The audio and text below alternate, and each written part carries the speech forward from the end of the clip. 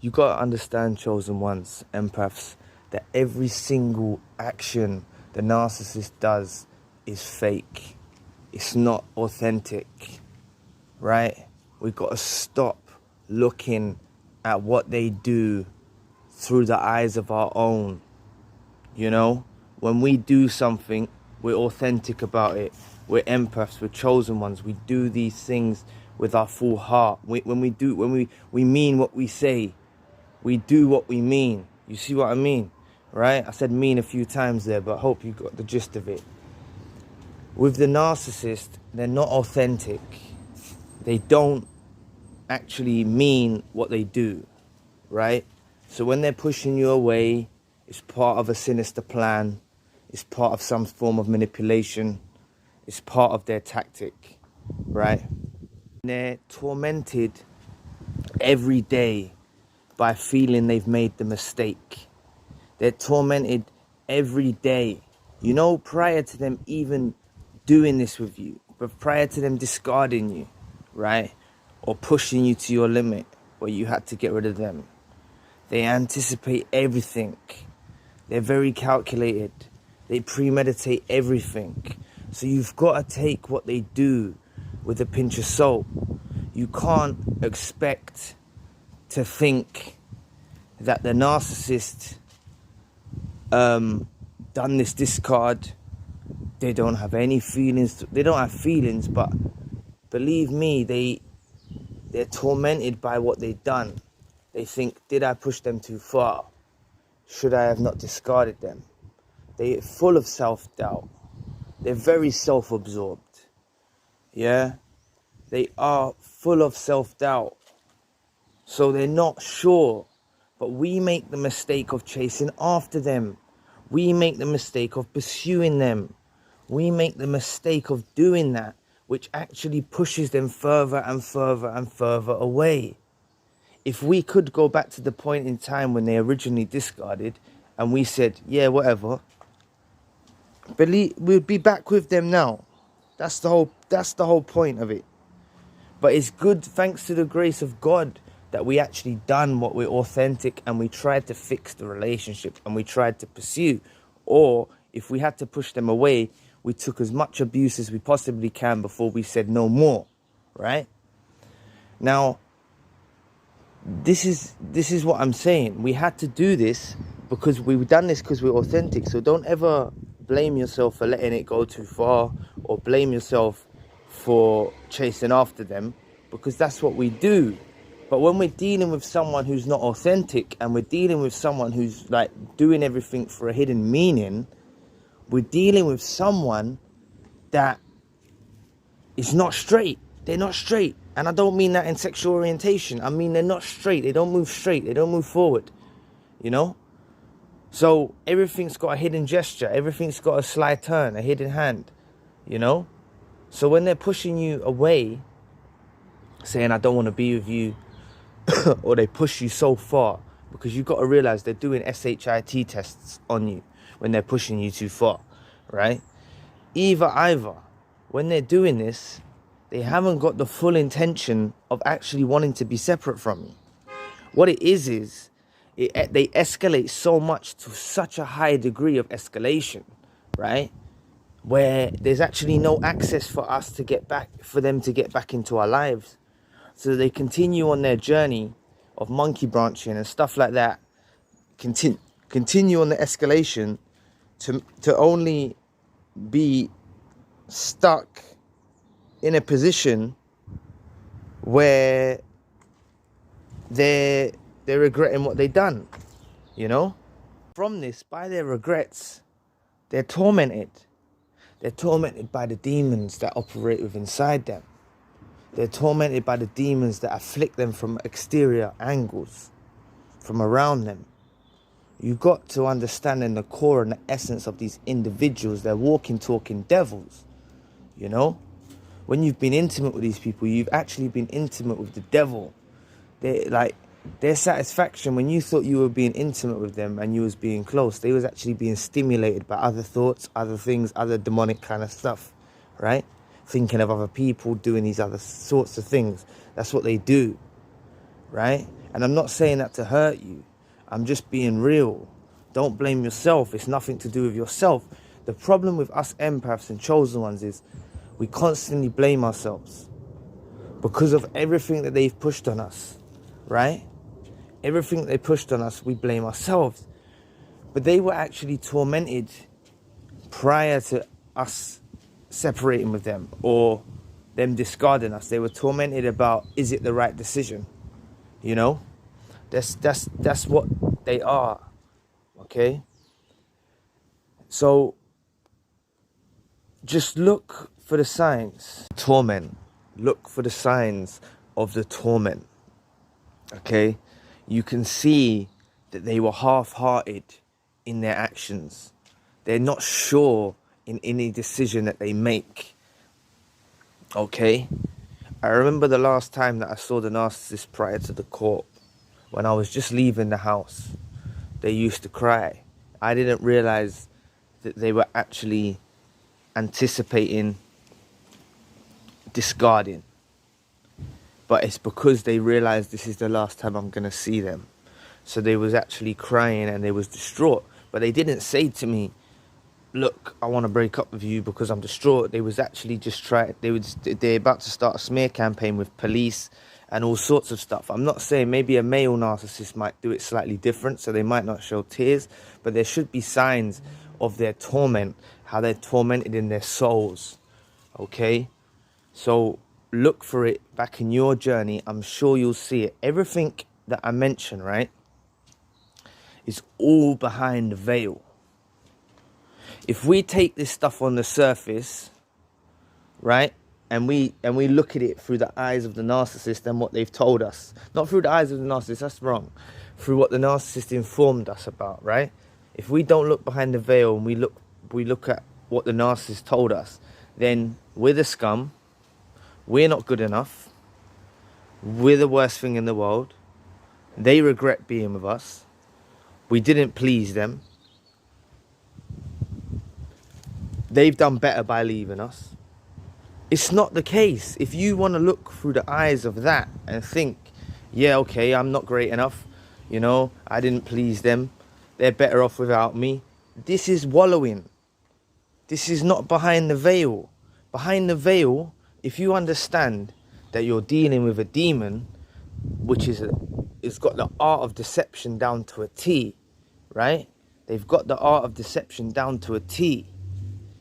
Okay? Then you've got to take everything with a pinch of salt. When they were telling you, for example, you know, through the devaluation, they were telling you you're not good enough, in other words, or they were smearing your name. It's for a sinister plan. So, for example, if they're smearing your name, it's to defame you. It's to, what's it called? Give me a second. A character assassination. A smear campaign is a character assassination. It's to put you in a position where wherever you turn, everyone looks at you through the eyes of the narcissist, through the character assassination. That was their attempt when they smeared your name. It wasn't because you're actually that, okay? It wasn't because you're actually that person that they're smearing, the thing that they're smearing you about. It wasn't because you're actually that. It's a character assassination, and it's a targeted, premeditated plan to bring you down to your core, to the lowest point that you feel, you know, where you can't turn. Your workplace is jeopardized. Your family life is jeopardized. The authorities with the police and the courts or whatever, for example, is jeopardized. It's a character assassination. Sorry about the noisy truck. I hope you can still hear me. But it's a character assassination. Now, if they're telling you you're not good enough, so that's behind the veil. Behind the veil, on the surface, it's a smear campaign, or you're actually that, you know, what they're smearing your name about. But really, it's a character assassination, and also it's reactive abuse. So if you look behind the veil, it's reactive abuse and a character assassination. Now, if we take it to the thing of where they're telling you you're not good enough, right? I don't find you attractive, you're not good enough. It's actually an insecurity that dwells within inside themselves, which is inside themselves, right? Where they don't feel worthy of you. So they're merely projecting their own pain and insecurities onto you to make you have the same pain and insecurities as them. That's looking behind the veil, okay? Now, it's a very hard roller coaster journey if you want to look through the eyes of what the narcissist has told you you are, right? So whatever the narcissist has told you are, you believe that. If you believe that, it's a very painful journey, right? Mixed with the trauma bond and the codependency, it's a very painful journey, okay? So you need to change your ways of thinking. You've got to understand that you fell in love with a devil. If you fell in love with the devil, then everything that you think you loved was evil. So everything you think you dislike or is untrue or whatever is not the devil.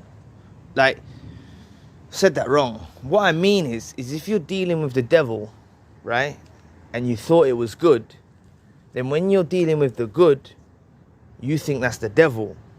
So what I'm telling you is right, you think I'm wrong. You know? You won't agree with it. You might agree to it to some extent, but you're not agreeing to the fact of looking behind the veil enough. Stop looking on the surface of these individuals. I'm not trying to tell you what to do. I'm just trying to tell you that I've been where you're at. I've been where you're at, where I thought I wasn't good enough. I thought what they were saying was true. I begged and I pleaded and I tried to work things out.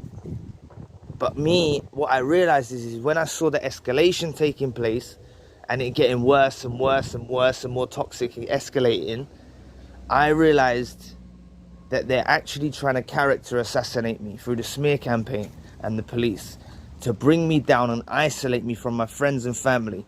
That's another point that I should have brought into. A smear campaign is to isolate you. It's to character assassinate you. And it's to bring you into a place where no matter where you turn, everyone views you in the way that the narcissist has smeared your name about. Right? And it's a horrible, horrible tactic that they use. But they're also looking for the reactive abuse, like I mentioned. They're looking for your reaction of how you spot back. You know? But if you look at them telling you you're not worthy, you're not good enough, as I mentioned, through the veil is the projection of they're not good enough for you. So now that they've gone separate ways and they're projecting to you that they're happy, they're really sad. It's all about looking behind the veil. You will see it. They will fill themselves and indulge in addictive pleasures. They will go full blast on social media when they might not have actually been into social media that much when they was with you. They might have posted every now and then, but they might not have been fully into it, or compared to what they're like now, posting every meal, posting everything like that. It's because they're trying to show you. They know they've left you in such a place where you're viewing their social media. So I want you to just going forward, never look at their social media. Just don't. Because I've made the mistake. So I'm here to tell you, don't make the same mistakes I've made. Everything I tell you, I'm telling myself to. I'm not trying to sound like I know all the answers. I'm trying to say that we're collectively on this journey. And through the comment section, I learn things too. Right? I learn things too. So, just if you know that they're tormented, right? They're tormented. This video is to make you realize how they're tormented by the discard. You know, they suffer with codependency issues as well. They suffer with codependency issues more than the empath, more than a chosen one, because they're reliant upon supply. that makes them codependent. They need someone for supply. They might not need the same person, but they can get supply from other places. But when the supply is not as potent as it was from you as an empath and a chosen one, then they're left feeling tormented. Then they're left feeling that they need to pursue you again. But we stand in the way of it. We stand in the way of it by us pleading with them and begging for them back. I'll give you an example, and it was a comment that actually reminded me of it. I knew it anyway, but it reminded me. This is why I'm saying we all learn. We're all equal. We're all learning, right? We're not equal to the narcissist. We're higher up than the narcissist. But as fellow empaths, you know, we're all one tribe and stuff like that. Some of us are more awake than others, but that's how it is, right? But like, for example, I was looking through the comments section today, and it reminded me, I used to be so drained towards the end of the relationship, and plus I was working. I used to fall asleep, right? And narcissists used to say, oh, you're falling asleep, la, la, la. And I was like, I'm working, man, I'm tired, like, you know. But I didn't realize what they used to do. And then when I used to be asleep, right, they would do stuff sexually so often, right? Like, I mean, often. Like, really often, okay? And I'm not saying it wasn't nice sometimes. Well, I thought it was nice, inverted commas, right? But they used to do this now. And I read a comment today about sleep deprivation, about how they cause sleep deprivation. Now, they do. The narcissist used to deprive me of sleep, so I wasn't functioning to my best ability. I remember some days I would have to go to work where I've been up all night because we've been arguing, or we've been doing this, or we've been doing that. And I'd be up all night. And I'm not saying I was on any drugs or alcohol or anything like that. I wasn't. I was just awake all night, and I'd have to like get on the Red Bull and try and get through the day at work. Plus I worked in construction. It was unsafe. I used to do that, right? Frequently. Proper drama. And that was sleep deprivation. So what I'm trying to say is, if I didn't look behind the veil, and thanks to the comment, it reminded me today, so that's why I'll speak about it. So thanks to that subscriber. Basically, I could take it as, oh, I used to fall asleep. Because at first when they used to say that, when I was trying to reach out to them, I was saying, oh, sorry for falling asleep and that. I know, you know, I'm just tired from work, and I'm all explaining myself like an idiot. But really, it was a sinister tactic behind the veil for sleep deprivation. This is why you have to see the world the way the narcissist does. And the way we get to that is by becoming colder. We start to become colder. Not to everyone, not to fellow empaths, not to fellow loved ones, but towards the narcissist and towards narcissistic individuals. We need to become cold and cut away. Because when we become cold, we're able to see through it more. We're able to see the patterns of their behavior. Because we're not looking at it through love. You see, when I was looking from a standpoint of love, I'm saying, oh, I used to fall asleep. Sorry, I shouldn't fall asleep. Why am I apologizing if I'm tired after work, working 12-hour days and stuff like that? Why am I apologizing to a narcissist? But that's where I found myself doing it. But I didn't know at the time it was sleep deprivation. That's what they were doing. Now, I want you to adopt these same tactics that I've used to look through the veil on your own journey. I mentioned the fact of them, if they were telling you, putting you beneath them, it's actually they're projecting because they've got an inferiority complex beneath, towards you. Not inferiority. Yeah, inferiority complex beneath you, right? And they feel less than you, is what I mean. So they're projecting to you to make you feel less than them. That happened in my circumstance as well. With the smear campaign, as I mentioned, I'll repeat myself to reinforce it. But as I mentioned earlier, the smear campaign is done as a character assassination. It's not just someone like telling you, smearing your name about whatever it's to do with, right? Whatever they're smearing your name about, if you believe that the smear, then you're part of that too. But if you realize it's a character assassination, they're looking for reactive abuse, they want to spark a reaction from you, for you to run out there, do something crazy, get arrested, go to prison, you know? Do you know how many people that have been through narcissistic abuse are in prison or in mental hospitals? It's unreal. It's unreal. It's serious abuse what they've put you through. You're dealing with the devil. So no longer can you look at it from loving eyes. No longer can you look at it from a caring, consideration or considerating point. No longer can you empathize with them. You need to turn cold. You need to turn cold. You need to turn cold. It's so powerful turning cold towards them. Cut away. Practice turning cold, you know? Show less emotion when you go to the door. I mean, less emotion. They put so much thought into everything they do with you. If you have to see them on a daily basis with children, or you have to see them on a weekly basis, whatever, you have to do the co-parenting or whatnot, you know, turn so cold. That's what the grey rock method is all about. Perfect the grey rock method. It's about turning cold. It's about showing no emotion towards them when they say something to you, especially when it doesn't concern your children, you know. I'm not saying for you to adopt that same style if they're telling you something important about your child. Fair enough. They need to you're co-parenting. You're with a narcissist. They're telling you the stuff about your children. You need to, you know, listen to it and take it in wholeheartedly and stuff like that. But when they're talking some other trash, you need to turn cold. You need to tell them, don't chat to me. You need to tell them, listen, keep it about the children. Don't talk to me about this stuff. Don't try and get back into my bedroom. Don't try and move from me, innit? Like, tell them coldly. Like, there's no space for you here, yeah? How many times have you heard of a story where the person dumps someone and they run back and they want them back? That's because the person who actually does the discard, right, in a normal functioning relationship, they process the emotions differently, right? But this is why when the narcissist discards, they process it too. Initially, for a period of time, they're very ecstatic, they're very happy. But after they hit that, they hit a dip and they'll start to begin to be tormented. They were tormented before, but they were tormented up to the point when they finally left you. Because it's like them losing their favourite toy. You know, they're losing their favourite toy and they're risking going to get another toy. You know, they're risking to get another toy. So they feel like they're losing their toy.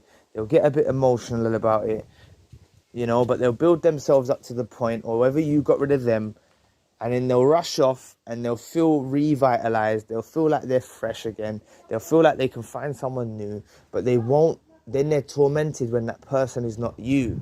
Now, the main thing that I also want to touch on in this video is about the power of you. You need to know your power. You need to know your worth. You need to know your value. And when you start to look behind the veil and see the true essence of what this was all about, right, from the narcissist perspective, what they were trying to do to you, whether it was character assassinate you, whether it was devalue you, and all of these things, right, because of their own insecurities of inside themselves, when they were doing this, right, they were trying to destroy your value. They were trying to stop you seeing your potential. That's basically another plot behind the mask of what they were trying to do. They don't want you to see your potential. They don't want you to meet someone else who's going to love you like properly. They know they don't love you properly. They know someone else will love you more wholeheartedly. They know that. So they don't want you to realize your potential and your value. So I want you today to reflect on things. Even if you take a couple minutes, just reflect back on things and see behind the veil, like how I mentioned, use the tactics how I mentioned, and see behind the veil of how they done this in order to actually bring you down and lower your value and make you not realize your potential. So anyway, I'll leave the video there. Please press the like and the subscribe button, and if you want a one-to-one session, you can find the details in the description box. Anyway, I'll be back with another video soon. Peace.